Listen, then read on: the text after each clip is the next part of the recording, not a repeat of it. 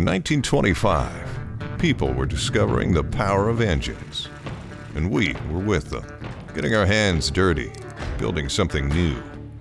On this continent, you built the modern world, and we kept you running. 100 years. It's been a long road, and there's more on the horizon. Together, we're ready for whatever comes next. We're born for the grind.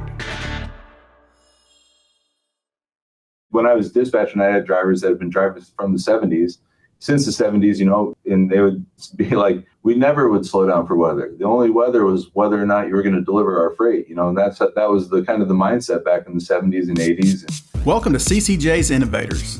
I'm CCJ editor Jason Cannon. In this series, we profile carriers and fleets that have found innovative ways to overcome trucking's challenges.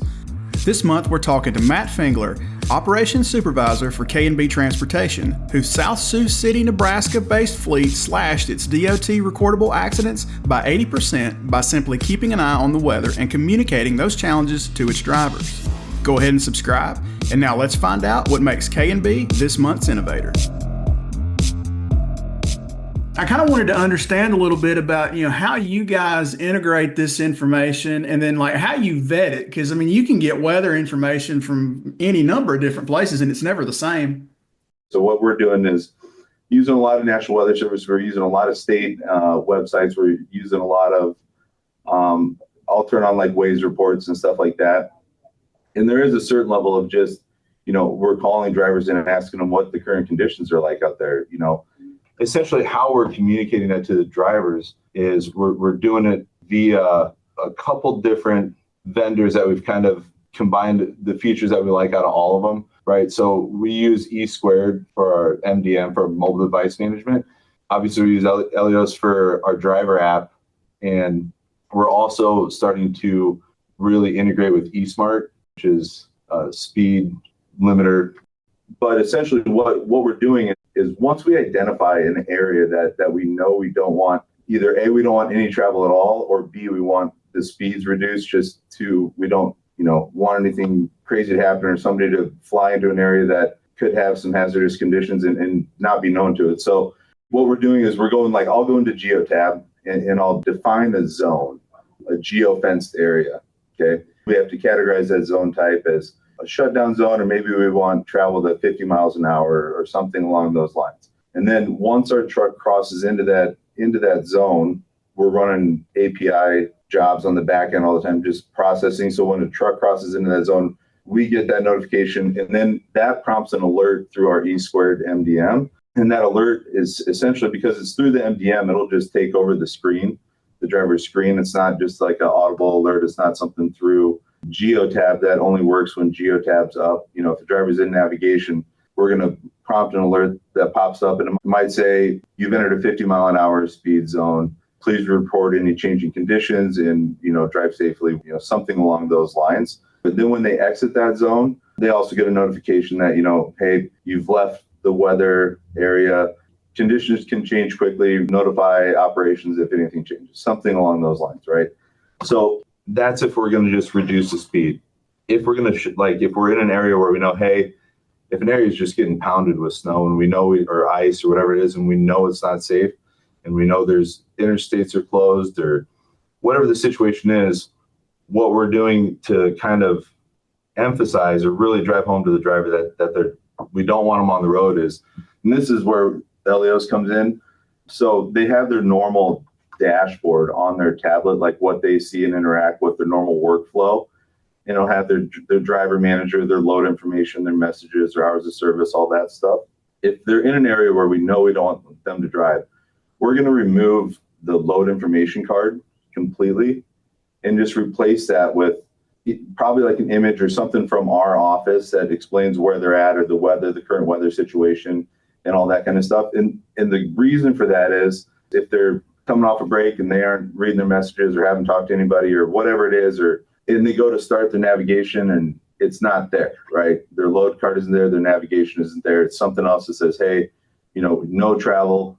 That's kind of where that eSmart integration is going to come in really handy, because at night or on the weekends or whatever it is, if there's a driver that says, hey, these roads really aren't that bad. I'm going to go out and start driving anyway. And we know, hey, the interstate's closed or there's a tow ban or whatever it is. We do have the option to say, hey, you're parked somewhere safe.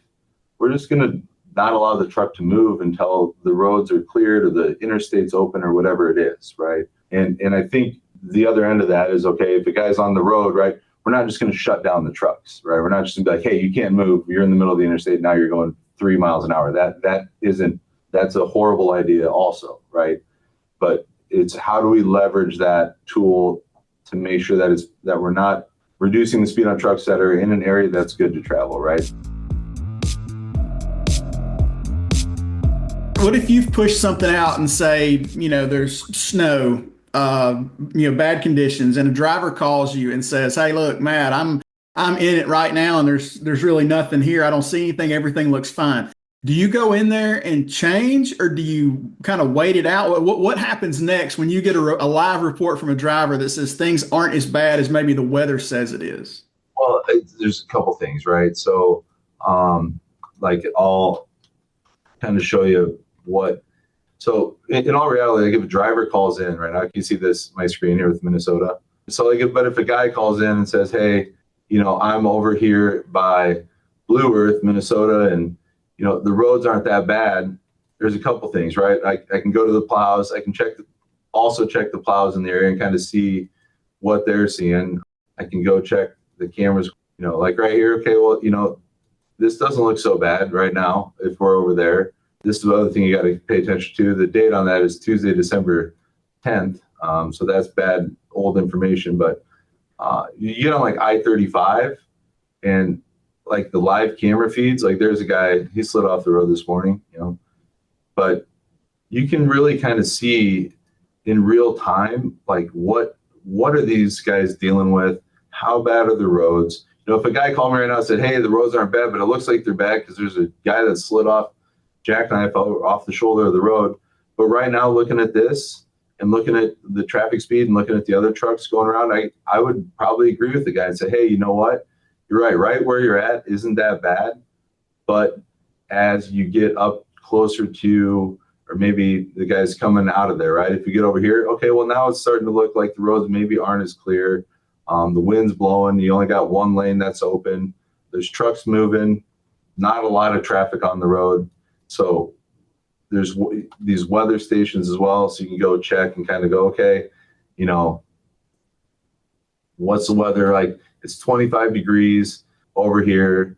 You know what I mean? So there's a lot of kind of factoring stuff in. Like if it's raining and the guy says, and we're having an alert that says, hey, watch out for icy conditions or whatever it is. If a guy calls in and says, hey, the roads aren't everything's wet, and we go check the weather in that area and it says it's 37 degrees, maybe it hasn't cooled down enough to the point of freezing, we might go adjust some of those things, but we're going to look at, I'm not going to make a knee-jerk adjustment in one specific area if, 30 miles down the road, maybe there is still some weather, or behind, maybe the guy just drove out of weather, whatever it is, we'll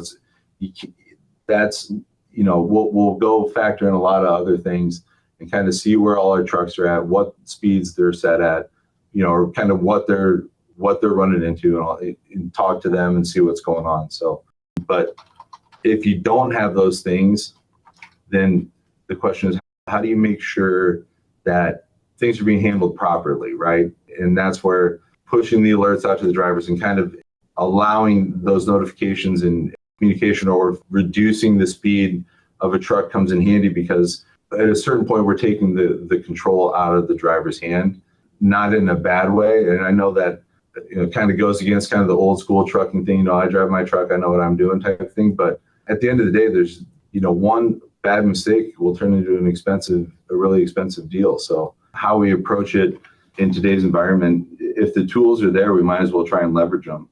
We're doing some testing with eSmart and working on some integration there. Same type of situation. We're going to identify a zone, an area. We're going to geofence it. The alerts, everything's going to work the same. The alerts are going to go out to the driver. But if it's an area where, hey, we really only want trucks to go 55 miles an hour, instead of having to have somebody in safety or somebody watching kind of geotab to make sure everybody's staying compliant within that range, we can just, as soon as the driver crosses into the area, we can reduce the maximum speed on that truck to 55 miles an hour.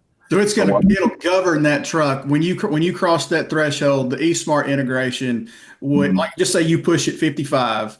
As soon as you cross that geofence, it would govern that truck to 55. Is that what you're saying? Yeah, it doesn't brake. It doesn't actively apply the brakes. It works via the TPS, throttle position sensors. It just reduces the maximum speed to 55 miles an hour, right? So as the truck approaches that, once they get in that zone, it doesn't slam on their brakes and slow them down, but it'll gradually, over the course of a minute or whatever it is, their speed will be reduced to 55 miles an hour, and that's going to be the maximum speed they can achieve on that road, right?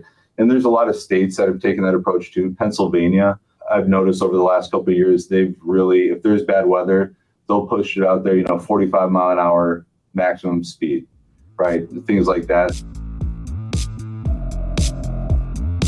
So you set up a geofence at, to make it easy, mile marker 100, but I'm at mile marker 87.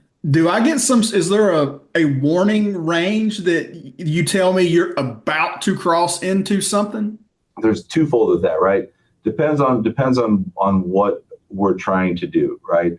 If we want to reduce the speed of if this is not factoring in eSmart or even factoring in eSmart, right? Either way, generally what I'm going to do is I'm going to make that zone about probably 10, 15 miles bigger than what I really want it on all the way around. And so when they hit that zone, that alert pops up, says you're entering reduced speed zone, please reduce speed to 50 miles an hour, right?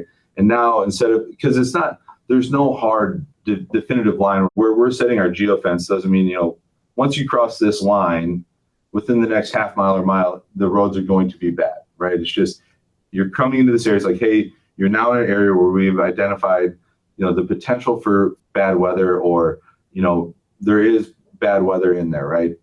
So we're going to try and build a little bit of a buffer in just on the geofence anyway, right? Like, I'm not going to have the geofence so small that they cross into it, or before they cross into it, it's like they cross over and it's like, holy crap, I'm now there's a tornado right here, right? That type of deal. If it's an area where we're going to tell guys, hey, we don't want you on the road, just based off of the blizzard conditions or whatever it is that's coming into the area and what we can tell and what we can see, right? What we're going to do then is the same type of deal, right? I'm going to make the zone a little bit bigger.